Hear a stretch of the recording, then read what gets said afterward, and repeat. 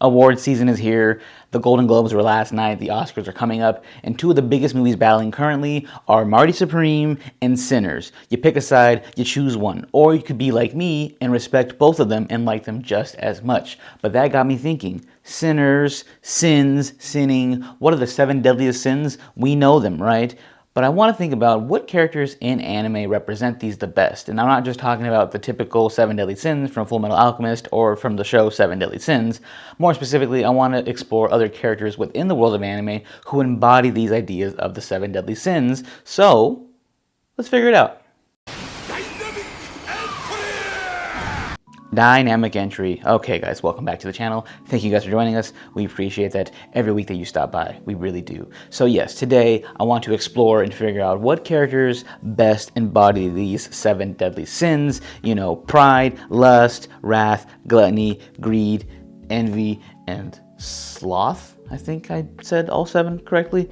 We'll go as we go. But yes, what characters can you think of off the top of your head? It gets kind of tricky because there are some, but for me, I wanted to pick from different anime. I don't want to pick all from one show because as I was doing this, there was, I think, like My Hero Academia had a bunch that kind of embodied this idea, and I didn't want to just pick all from one show. I want to spread it out, so I did my best to pick from different shows and different vibes that kind of embodied these ideas of these sins. So let's get right into it. The most obvious choice here is going to be for gluttony. And gluttony means you are just overeating, overindulging to the point of excess amounts. Like you just keep on just indulging in whatever it is that you are consuming. And so I think the most obvious choice for me is going to be Choji from Naruto because he is only based on eating. That's his whole entire gimmick and power system. You know, it's for a good reason that he eats because obviously it goes into his whole like transformation and power and all that stuff. But every time you see this man,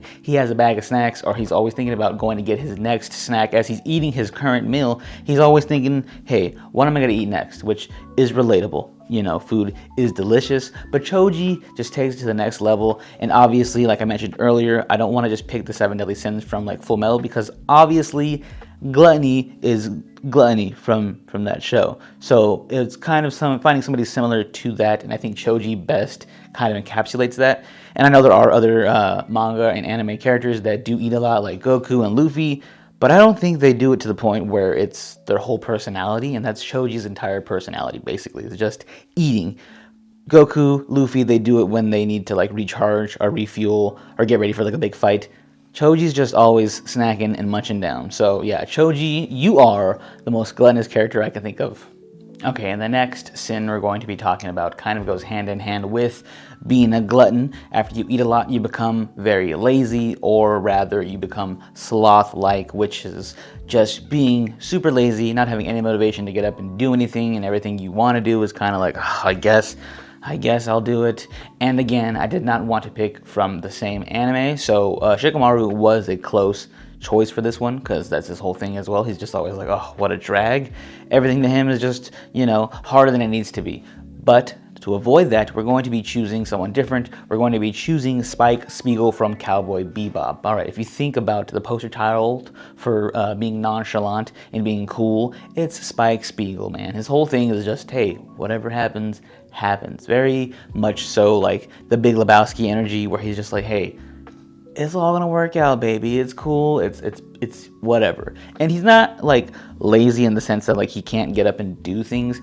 He just rather is like, it's out of my control. So why do I even try super hard? And that is very sloth-like because maybe you don't have the super big motivation to do it, but you should always at least try and do it, you know? And yeah, I think Spike just kind of embodies the whole like just over chilled aspect of being like a sloth.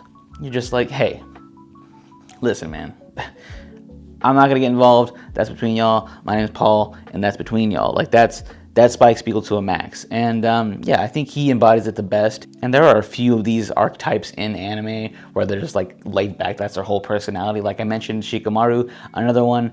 And yeah, amongst the bunch of people that I could pick for this, I think Spike kind of fits it the best, where it's just like not the super obvious, like, hey, that guy's just always sleeping. He's lazy. He's sloth. Like, no, there's just the whole aspect and demeanor to it to where you're just like, you know, I'm not going to do that. And that's Spike Spiegel. He is the most sloth-like. And then on the opposite end of the spectrum, you have wrath, which is like the complete opposite of being lazy. You're just fueled by anger, and you're doing everything out of, revenge in a way. And just like, everything you're fueled by is just your anger. Like Kratos, he's the biggest man you think of when you think of anger, at least old Kratos. New Kratos, not so much, but yeah, that type where you're just very hot-headed and everything you're doing is motivated by your own anger and your will to just get back at somebody or get your revenge. And I think the biggest one that embodies this sin as a whole is going to be season 1, not season 2, of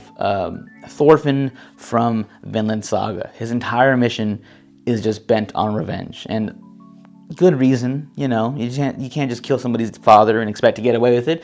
But this fuels this man from literally the moment it happens till he gets to the point where he's trying to get his revenge.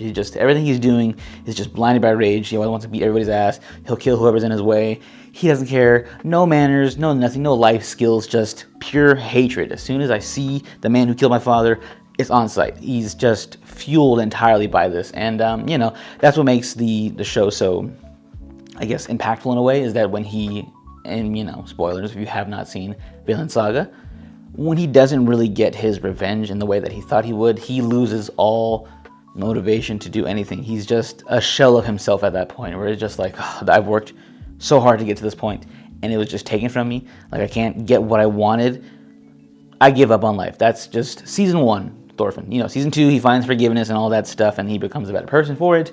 But season 1, Thorfinn, he's just the most wrathful man that I could think of. He's just pure anger and bloodlust, basically.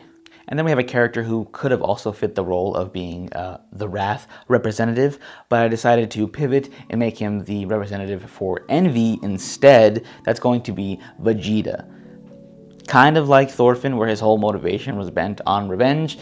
Vegeta is more so in the fact that he's just envious of Goku the entire time. Even currently where we're at, he hasn't really reached a point to where he accepts himself for who he is. He's always comparing himself and everything that he's doing to Goku. He wants to be the strongest fighter, so obviously you're going to compare yourself to the strongest fighter that you know, Goku. But the whole time he's just like, oh my god, well, if only I could have that. If I had that power, if I had, the same, body type or like same attributes that you have, I could be better than you. I deserve to be better than you. And he's just motivated by just this envy of Goku the entire time. And it's just like, will he ever accept himself? And every time he gets close, he kind of just goes back to the same path where it's like, oh, we have, we give you Bulma. That can kind of move you away from Goku. No, I'm back to Goku. I love Bulma. She's great. But no, my motivation is still trying to be better than Goku, who, I'm envious of. It might not be super obvious like Wrath, because his whole thing is purely based on wrath and anger, his power-ups and how strong he gets. But also the deeper secondary level is also that he's motivated by envy. He has cooled down a little bit in the, the manga and the current anime where we got to, but after losing to Goku and them becoming friends or whatever, rivals, he has always been fueled by just his envy of Goku. He believes it's his right to be the strongest in the universe, and that's probably why he's never really officially passed Goku, and then even Gohan at one point passed him up. So he's just the man who's full of envy, in my opinion. All right, so real funny thing here. I'm editing, as you can see, and I forgot to include one sin. So let's just do it real quick right here for you guys on my phone. Toji is going to be my selection for greed, because that man is fueled by money, and that's it. He's money motivated, which I get it, be on the grind, but that's like his only thing, even to the point where he's like, kids?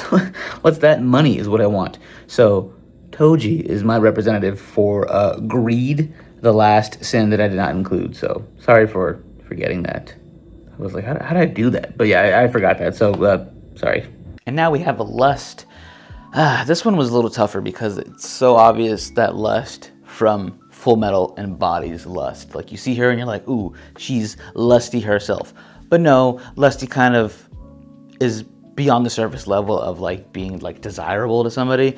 You also lust after something and you just get like obsessive about it. It could be sexual, it could be, something deeper than sexuality, like the way that you're attracted to somebody, whatever, their skills or whatever, kind of like envious of them in a way. But no, I just picked Hisoka because he's a big old freak. You know, the whole time you see him, he's just always lusting after power, lusting after Gon the whole time, to the point to where everyone kind of memes him about it, because he just seems like a big time creep and has this raging hard on for Gon for whatever reason it is. Leave that boy alone, man. So yeah, that's his whole thing, where he's just like doing things in his own little secret way, but he's always moving by lust. You don't really know his motivations, but when you see, or when he sees Gon, at least you know his motivations, where he's just like, ooh, I want that boy. For whatever reason it is, he's lusting after him. And even the fact of like the attractiveness of it, because if you ask a lot of like fans of Hunter x Hunter, and I guess girls specifically, they think that Hisoka is like the hottest for whatever reason. So I guess he's also lusted after as well, because he just has that weird vibe about him that some people like, but also the fact that he just lusts after a little boy the whole time. That's kind of weird. So Hisoka, you are a lusty boy.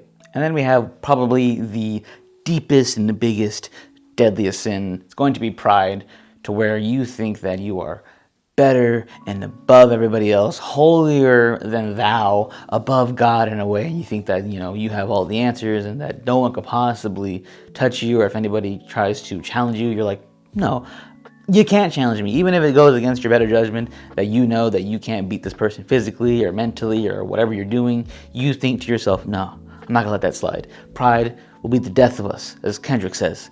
So I think the biggest representative for this sin is going to be Light Yagami from Death Note.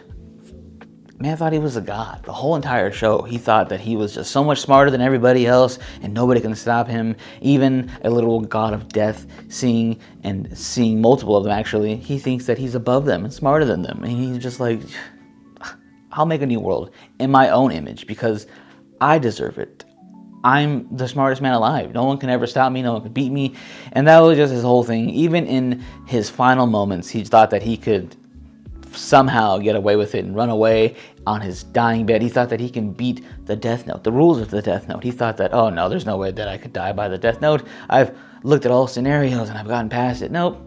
You're just like the rest of them, man. All your victims. So yeah, Light the entire time just embodies this whole idea of it. And yes, there are moments where he is smarter than most people in the room, but you know, when he runs into L and, you know, M and N, all of them, they have bested him. And that's because they aren't as prideful as him. They didn't get, you know, sloppy and get caught because they slipped up, because they're too blinded by their own arrogance. No, they were just able to see things and realize, oh, you know what? It's not all about me.